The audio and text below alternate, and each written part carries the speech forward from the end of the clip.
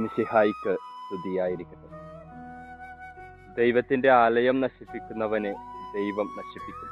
എന്തെന്നാൽ ദൈവത്തിൻ്റെ ആലയം പരിശുദ്ധമാണ്. ആ ആലയം നിങ്ങൾ തന്നെയാണ്. ഈശോയിൽ ഏറ്റവും സ്നേഹം നിറഞ്ഞവരെ, ഇന്നത്തെ ഒന്നാമത്തെ വായനയിലും രണ്ടാമത്തെ വായനയിലും ദൈവാലയത്തിൻ്റെ പരിശുദ്ധിയെക്കുറിച്ചും അതിൻ്റെ പ്രാധാന്യത്തെക്കുറിച്ചും നമ്മൾ വായിക്കുന്നുണ്ട്.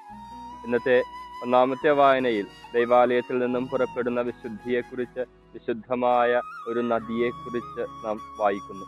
ഇന്നത്തെ സുവിശേഷത്തിലേക്ക് വരുമ്പോൾ ദേവാലയത്തെ അശുദ്ധമാക്കുന്ന കച്ചവടങ്ങൾ നടത്തുന്നവരെ ആട്ടിയോടിക്കുന്ന ക്രിസ്തുവിനെ നമുക്ക് കാണാനായിട്ട് സാധിക്കും. ദൈവാലയം വിശുദ്ധമായിട്ട് കാത്തു സൂക്ഷിക്കണമെന്ന് ക്രിസ്തു നമ്മെ പഠിപ്പിക്കുമ്പോൾ അവൻ കുറച്ചുകൂടെ ആഴത്തിലേക്ക് ഇറങ്ങിയിട്ട് പറയുക, നിന്റെ ശരീരത്തെ നീ വിശുദ്ധമായിട്ട് കാത്തു സൂക്ഷിക്കണമെന്നുകൂടെയാണ്. കാരണം നിന്റെ ശരീരമാണ് സജീവമായ ദൈവത്തിൻ്റെ ആലയമെന്ന് ഒരിക്കലും മറക്കരുത്.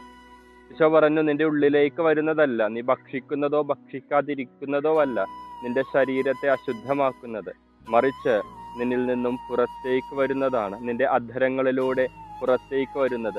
നിന്റെ ചില തെറ്റായ ബാഹ്യപ്രവൃത്തികളാണ് പലപ്പോഴും നമ്മെ അശുദ്ധരാക്കി മാറ്റുന്നത് എന്ന്. പ്രിയപ്പെട്ടവരെ, നമ്മുടെ ശരീരത്തെ അശുദ്ധമാക്കുമ്പോൾ, നമ്മുടെ ശരീരത്തിൻ്റെ വിശുദ്ധി നമ്മൾ കെടുത്തിക്കളയുമ്പോൾ, പരിപാവനമായ ദൈവത്തിൻ്റെ ആലയത്തിൻ്റെ വിശുദ്ധി കെടുത്തിക്കളയുന്നത് പോലെ തന്നെയാണ് എന്ന് ക്രിസ്തു നമ്മെ ഓർമ്മിപ്പിക്കുന്നുണ്ട്. പ്രിയപ്പെട്ടവരെ, നമ്മുടെയൊക്കെ ശരീരം ദൈവത്തിൻ്റെ ആലയമാണെങ്കിൽ ഇവിടെ നിന്നും ജീവജലത്തിൻ്റെ നദി ഒഴുകേണ്ടത് അനിവാര്യമാണ്. നമ്മുടെ ആലയം, നമ്മുടെ ശരീരം ദൈവത്തിൻ്റെ ആലയമാകുമ്പോൾ ദൈവത്തിൻ്റെ സാന്നിധ്യം നമ്മുടെ ജീവിതത്തിൽ ഉണ്ടാവുക എന്നുള്ളതും പ്രധാനപ്പെട്ട ഒരു കാര്യമാണ്. ഇടയ്ക്കെങ്കിലും ഇരുന്നൊന്ന് ചിന്തിക്കാനായിട്ട് സാധിക്കണം.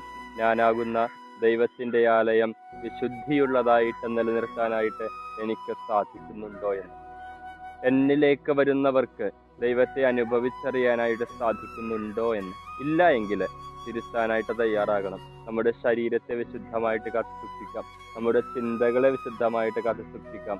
അങ്ങനെ നാം ആകുന്ന ദേവാലയത്തിൽ നിന്നും വിശുദ്ധി മറ്റുള്ളവരിലേക്ക് ഒഴുകിയിറങ്ങട്ടെ. അതിനുള്ള കൃപയ്ക്ക് വേണ്ടി നമുക്ക് പ്രാർത്ഥിക്കാം. സർവശക്തനായ ദൈവം നമ്മെ ഓരോരുത്തരെയും സമൃദ്ധമായി അനുഗ്രഹിക്കട്ടെ.